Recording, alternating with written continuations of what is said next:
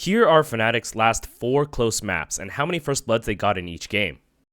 So how did LOUD manage to get 20 first bloods in a single map of Lotus against one of the best teams in the world?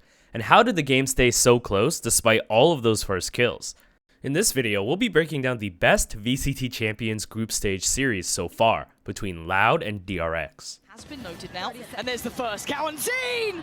Clean as hell! Sprays! First, let's break down LOUD's defensive game plan and how that contributed to 10 of their first bloods. LOUD is known for their smart aggression, as they like to take space early on in rounds, which forces enemies to move to their rhythm. LOUD start on defense in this Lotus game, and we immediately see them fight for both C mound and A main. Now this seems incredibly greedy, since the current Lotus meta involves contesting either C or A, but LOUD are postured to take both. Like I mentioned before, they always have a very smart reason behind their aggression, and in my opinion, this setup perfectly counters the current attacker side meta for Lotus. Let me explain. The current attacker side meta on Lotus involves figuring out which side of the map is being pushed by defenders. Then attackers can use their shorter rotation paths to beat defenders to the other side of the map. In the following clip, we can see Fnatic do this perfectly against EG. First, they start by working into C mound, but once there is excessive resistance from EG, they quickly run back toward A, where Viper has lurked up while they were fighting. They then quickly transition into an execute before the rest of EG are close enough to help. You can see that, except for the Jet alone on site, no one else is in a strong position to help stop the A execute. Now going back to LOUD's first round strat, they are explicitly preventing this from happening by pressuring both A main and C mound at the start of the round. In this case, when enemies are heavily stacked towards C and investing a lot of utility to fight back, LOUD knows that they still need to back off and take a safer fight on site. But this initial aggression forced out so much utility from DRX that their actual site execute is extremely weak. Without Raise Nade or Fade Eye, which was used in mound, you can see how this entire fight just consists of dry swings from DRX trying to trade LOUD, who are double holding their smoke with a turret.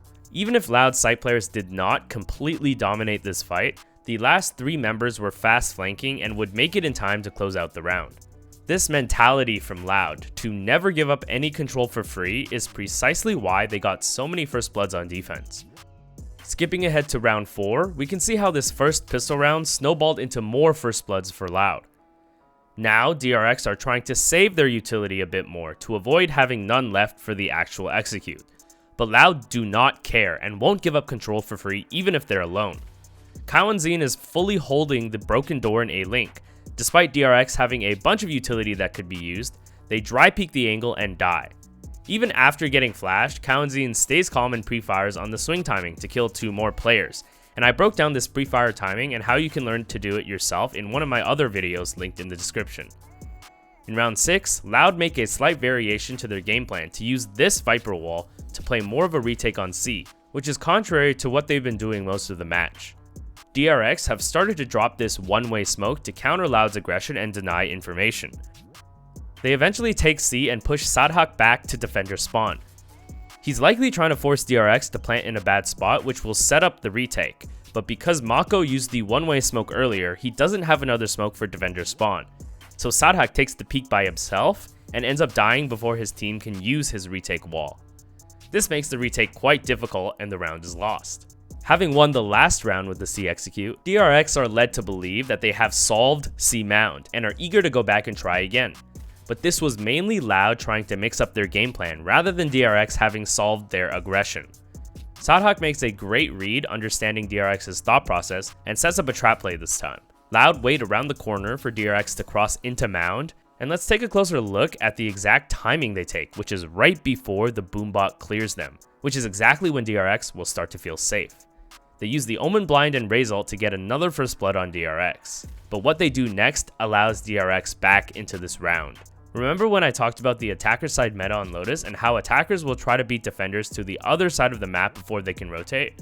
LOUD needed to recognize earlier that this is that exact scenario. They should have called for a more aggressive rotate back to A, either by flanking or possibly by just opening the revolving door, but they spend too much time hanging around C while DRX are completely booking it back to A. This gives DRX a lot of time to work onto site, and they even have the Killjoy ult to play post plant, which seals the deal on the round despite Loud being the first ones to get a kill. Rounds like this are what ultimately kept the game close, despite Loud having more than double the first bloods of DRX. As you'd expect, there are clearly a couple rounds where the first kill is mostly just a stat booster and did not mean that Loud did something special. In this round, for example, DRX pushes onto A, and Loud are simply the first ones to peek, but get traded back instantly, which still counts as a first blood for Loud. But we should look a little closer at each round, because even if there are instant trades, first bloods can still imply that Loud are the first ones taking initiative in the round. On round 10, for example, Aspas and Toys pushed through A main and set up Aspas on top of Rubble. Because they maintained control, it gives Aspas a good opportunity for a multi-kill, even though he gets instantly traded. Toys flashes way too early here, and with better execution, Loud could have definitely won this fight. I wonder if this exchange was why Aspas was tilted in this replay. In the final round of the half, we again see Loud fight for Mound. Last time we saw this push, it gave them first blood, but they were too slow to rotate and lost the chance to defend A. Loud learned from this mistake, and this time they don't stick around as two players instantly rotate to A when there's no more noise C. They make it just in time to stop DRX from setting up post plant with the Viper ult, and fast retake with the Raze ult for another first kill on Viper. If Raze did not leave C-Mound right then, he might have not made it in time to kill Viper. And Stax is one of them. On towards the spike. You gotta look towards it. RB trying to buy the time. Lester's taking down Stax. It's all on RB. Now let's talk about Loud's attack side as we swap sides. Loud show a good balance of slow control and stacked aggression. They show us some very interesting new defaults which are unique, but still in line with the conventional Lotus attack theory. During pistol round, we see Loud focus on taking Mound using a Killjoy turret placed up top, but also send two players B main as well. Their main goal isn't actually to threaten a C take immediately, but to control the area around the revolving door, which enables fast pivots into B or C freely. At the same time, their Viper setup helps them take A main control late into the round, and that's exactly where Loud work, while DRX are noticeably confused and unable to commit to fighting for a site. Loud are pretty much given A for free to plant on, and DRX have really bad choices to fight from. Disjointed attempts from DRX results in a first blood for Loud after they already have full control of the site. In the following round, Loud does this default again and really take advantage of this attacker side rotation priority. First, they take control of Mound and B main and even open the revolving door to fully clear B main. Then they work toward A, open the door there, and immediately pivot back to C for an execute. Then on Loud's first gun round, they throw in a curveball. All 5 players fight for A main together with a setup specifically to counter conventional A main pushes. Usually Omen or Raze will look to immediately cross to Rubble, which is why DRX threw a nade there, but instead Omen immediately teleports forward and runs super deep. Then they throw a Fade Eye and have a Killjoy Molly lineup to pressure any Rubble pushers and simultaneously drop their Viper wall for Omen, who is already in the perfect spot to take the fight. This gets them another first blood and really opens up the round, as they still have Raze ult to entry onto site and kill another. Round 18 is pretty interesting as DRX no longer decide to immediately contest A main, but make attempts later into the round after Loud already have control. They make this play by dropping the Viper wall for Raze to peek, and they open the revolving door at the same time, but it was just slightly misplayed as Raze ends up peeking alone before his teammates at door can even see anyone. This gives Loud another first blood, and they make a good read to again abuse attacker side rotation paths and run C, knowing they can easily beat DRX there.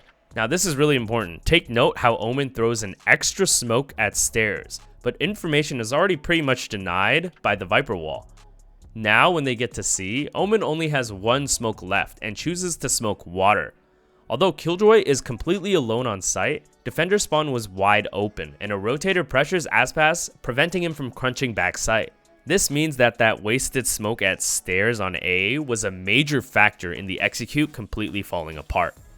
Loud actually still have a good amount of utility up, like Raze Boombot, but they pop onto site before that and the execute falls apart. Despite getting first blood, small mistakes compounded and caused them to lose a round that they were set up to win. Despite these rounds that just fell through the cracks, Loud still end the game strong. To push overtime, we see an awesome counter strat, as Loud have a read that DRX are going to try and contest Mound, which is exactly where Loud have been defaulting many of their rounds. They have Omen hold out his flash to counter flash, as Fade prepares to fight, while Aspas scales alone to bait the push. DRX falls right into this trap, and Loud earns another very important first blood. Then they run back A again to out-rotate defenders. Despite DRX throwing down Viper ult here, Loud are smart to take space and punish all the rotators instead of trying to find the Viper in her ult. Viper is actually the last to die in this round, so very well played by Loud. Before I get to the last round of this match, we need to talk about this one, where Loud again works into C-Mount at the beginning of the round. DRX are obviously going to be a little bit more passive after the last round, where they got their push punished, so this gives Loud an opportunity to do something. They open the door to again clear B main, smoke the cross onto C, then successfully break all the Killjoy utility on site. This was a really sick idea since now Killjoy has no support and feels like she can no longer hold C by herself, which opens up another opportunity for Loud to rotate back A. But Loud leave their Killjoy to lurk and create a perfect opportunity for her. Check this out, the moment that DRX spot Loud in A main, they start to rotate and also start to push into Mound. And this gives Les a free kill, another first blood. Now remember this scenario as we move on to the last round of the game. Loud are playing attack again, and default the same way as the very first round of the half. They take C Mound with Killjoy turret, as well as B main, while giving DRX full control of A main. Loud eventually group up at Mound, while Stax lines up for a Fade Eye to check Mound, since they still have full control of A main. And this is where DRX make a crucial misread. Loud are very coordinated, and only one person shoots the eye, so DRX don't really know if it's more than one person. In the previous round, Loud left a solo lurker in Mound, which ended up punishing DRX. So they are clearly thinking, oh, it's just that same lurker in Mound. But this really doesn't add up, since they still have full control of A main. RB even gets a kill by himself, and Stax really could have been the difference maker in this round, but makes it way too late, and you can tell his timing is far expired, as he does a little bit of trolling and pushes out the smoke by himself. Loud end up winning the map with 20 first bloods, while DRX only had 8. But DRX was still within 2 rounds, and it really shows how polished they are despite losing so many first fights. DRX actually end up winning this series, but this was an awesome match to have on the first day of Champions, and the Loud DRX matchup always delivers. Stay tuned for more analysis from Champions this year. Just saw Billy destroy NRG, so that's probably going to be the next one. Remember that I offer free team coaching and VOD reviews streamed live on Twitch. Check out my Discord to sign up, and also consider supporting me on Patreon, which helps me out a lot. Thanks again for watching.